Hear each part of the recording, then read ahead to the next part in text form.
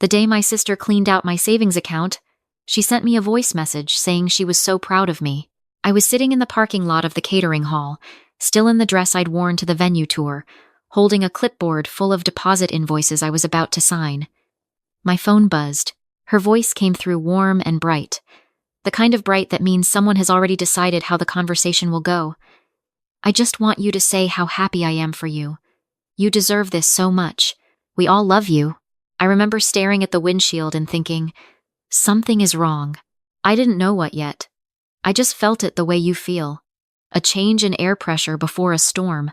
Like the atmosphere had shifted, and nobody had told me why. My name is Claire. I'm 32. I work as a budget analyst for a mid-sized logistics company in Columbus, Ohio, which means I spend my days making sure numbers tell the truth. I'm good at it. I notice when things don't add up. I notice patterns. I notice gaps. It took me almost 3 years to notice the gap in my own family. My sister Natalie is 27. She is the kind of person who walks into a room and makes everyone feel like they've been waiting for her specifically. She has my mother's laugh and my father's confidence, and somehow also a quality that belongs only to her, this effortless ability to make you feel chosen when she turns her attention toward you. Growing up, I called it charm. It took me longer than it should have to understand it was a tool. Our parents are good people. I believe that. I want to be careful here because this story is not about them being monsters.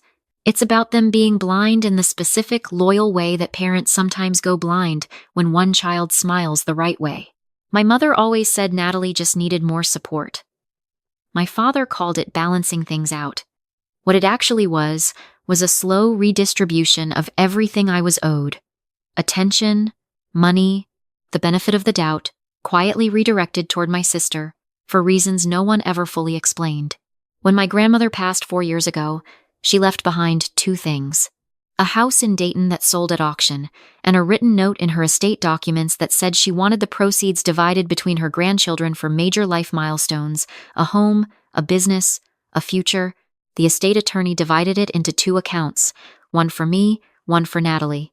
My share came out to $73,000. My mother mentioned it once, briefly, the way you mention something that's already been handled. It's set up in a managed account. Your father and I have the access for now, just until things are formalized. I nodded. I signed something. I didn't ask questions, because in my family, asking for documentation was considered a sign that you didn't trust people. And I had spent 28 years being told I was trustworthy precisely because I didn't make things complicated. I never saw a statement. I never asked for one. That was my mistake. But I'm getting ahead of myself. Marcus and I had been together for 4 years when he proposed. He did it simply, in the kitchen of our apartment, with takeout on the counter and the television still on in the background, because that's who we are. We are not people who need a crowd to witness the important things. We said yes to each other in sweatpants, and I cried into his shoulder, and we ate cold noodles, and it was the best night of my life. We decided to open a restaurant. That sounds like a sharp turn, but it wasn't. It was something we had talked about for 2 years. Marcus had spent a decade in restaurant kitchens, working his way from line cook to sous chef at a place in Columbus that had a 6-month wait list. I had the financial training. He had the culinary instinct. Together, we had a business plan that our accountant said was, and I'm quoting her, one of the most realistic first restaurant projections I've seen from people who aren't already in the industry. We found a location on a street in the Short North neighborhood that had just lost a lease. The bones were good, the foot traffic was better. The landlord wanted a signed agreement and a deposit by the 1st of November, which gave us 8 weeks. I called my mother to ask about the account. Her voice did something when I asked. Not a pause exactly. More like a recalibration, like a person adjusting their expression before turning to face you. "Oh," she said. "Yes, that. Let me talk to your father." My father called back the next morning. He is a practical man. He doesn't do long conversations. He gets to the point, which I have always appreciated. Until the point he was getting to was one I didn't want to hear. "There's been some movement in the account," he said. I was at my desk at work. I had a spreadsheet open. I closed it. "What kind of movement?" He let out a breath. The specific breath of a man who has already decided the thing he's about to say is reasonable. Natalie needed some help. He paused. Her boutique was in trouble. You know she's been struggling. I did know. Natalie had opened a clothing boutique 18 months earlier with a combination of her own grandmother's share and a small loan my parents had quietly co-signed. The boutique had struggled almost immediately. Inventory issues, a location that never got the foot traffic she expected, the general volatility of retail. I had listened to my mother talk about it for a year with the tone people use when discussing a patient in recovery: careful, hopeful, slightly martyred. How much movement? I said. Another breath. Most of it. My ears rang. Dad? She needed it to keep the boutique afloat. Your mother and I made the call. You have Marcus, you have 2 incomes, you're stable. Natalie is on her own and she needed the support. I stared at the wall across from my desk.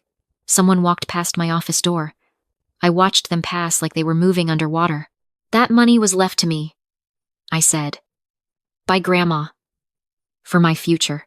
It's still in the family, he said. I want you to understand how many times I had heard that phrase. It's still in the family. As if family were a sealed container that balanced itself automatically.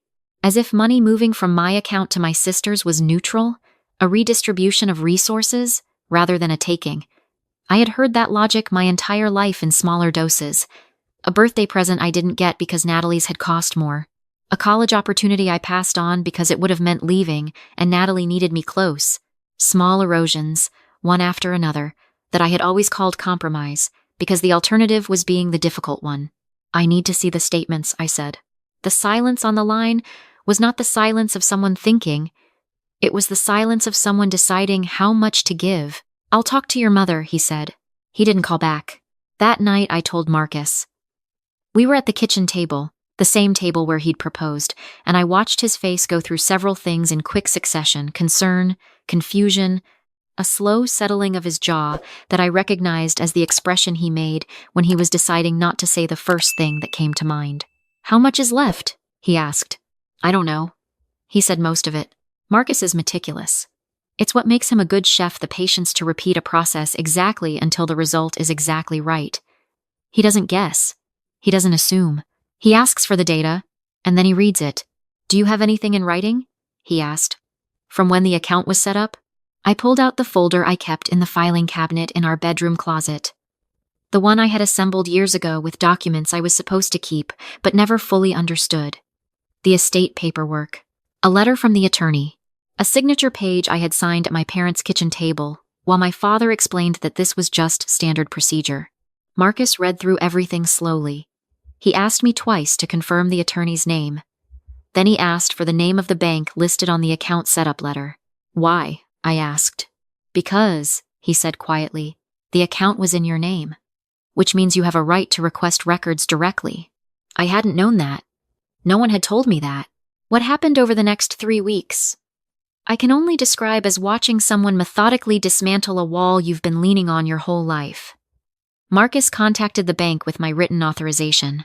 He requested the transaction history on the account from its inception. He did not call my parents. He did not call Natalie. He moved carefully and quietly, the way someone moves when they know that noise will cause the thing they're looking for to disappear. The records arrived on a Tuesday, sent to our email as a PDF. I opened it at the kitchen table. Marcus sat beside me. We didn't speak while we read. The account had opened with $73,400. Over the course of 22 months, there had been 11 separate withdrawals. The final balance was $4,200. $4,200. The withdrawals were authorized by my mother, who had been listed as a co-manager of the account pending formal transfer to beneficiary, a transfer that had never been completed, a transfer that no one had ever mentioned to me needed to happen. The memo lines were things like family assistance and operational support, and once, in a way that made Marcus's jaw tighten visibly, Nat Boutique emergency. I sat with the number for a long time. $69,000. Gone. In increments small enough that no single one looked like a crisis. Marcus pulled the laptop toward him. He was quiet for a moment. Then he turned the screen toward me. It was an email thread he'd found forwarded in an old email account of mine, something my mother had CC'd me on years ago by mistake, and I had never opened. The thread was between my mother and Natalie. Natalie had written, "What about Claire's account? She's not doing anything with it. She and Marcus are fine, my mother had replied. Let me see what I can move without making it a whole thing. I read it twice. Then I put my hands flat on the table because I needed to feel something solid. She knew, she had asked.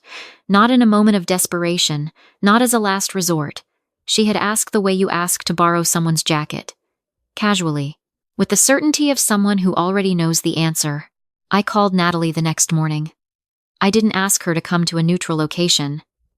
I drove to her boutique because I wanted her to be on her own ground when I asked.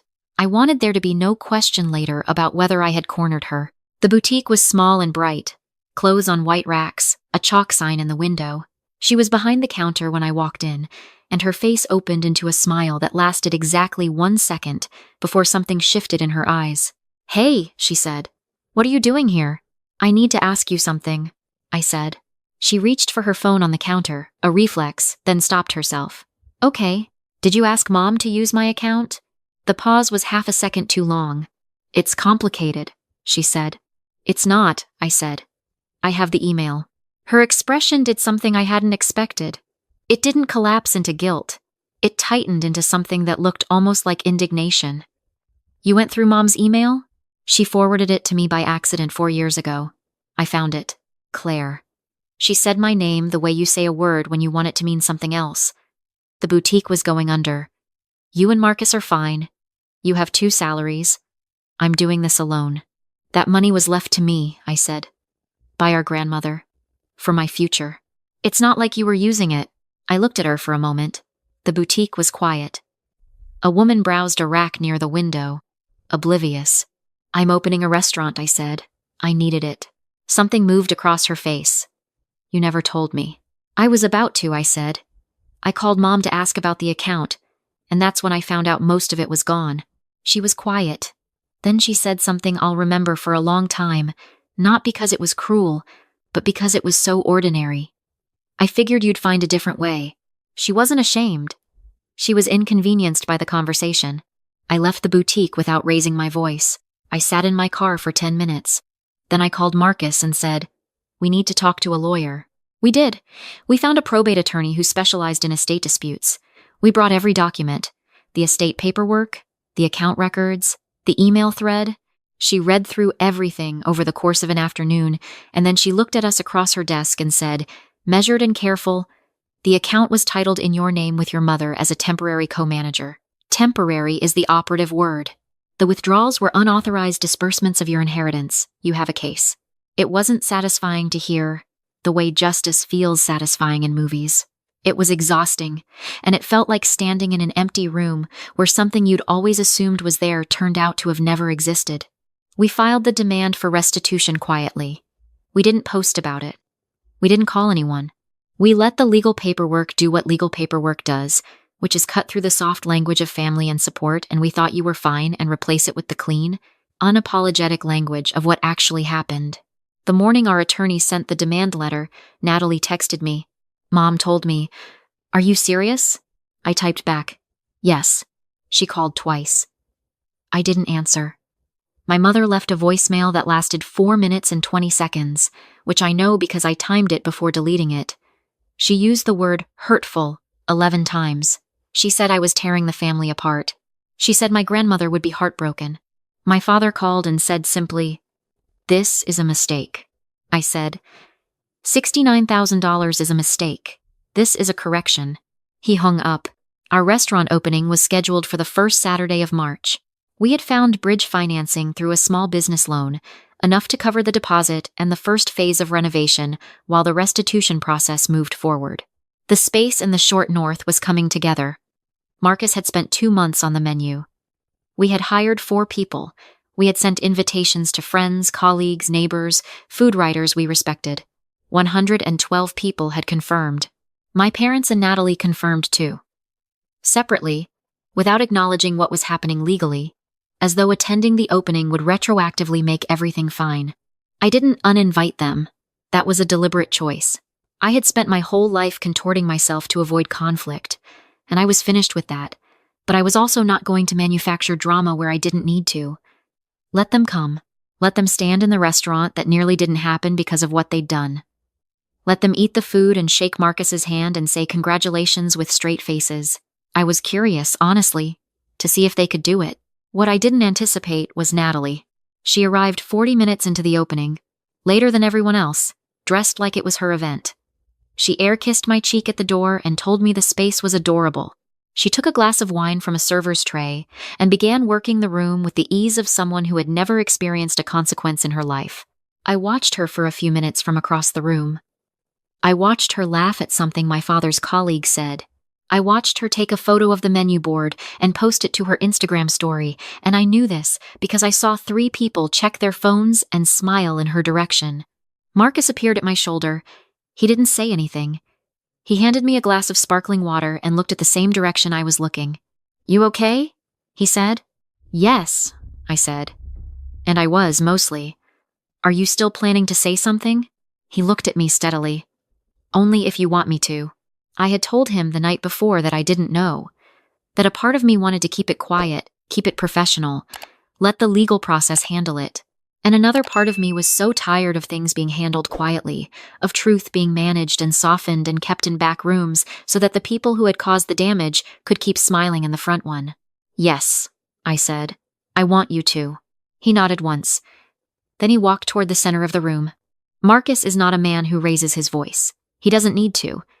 There's something in how he carries himself in a kitchen, a quietness that makes other noise stop.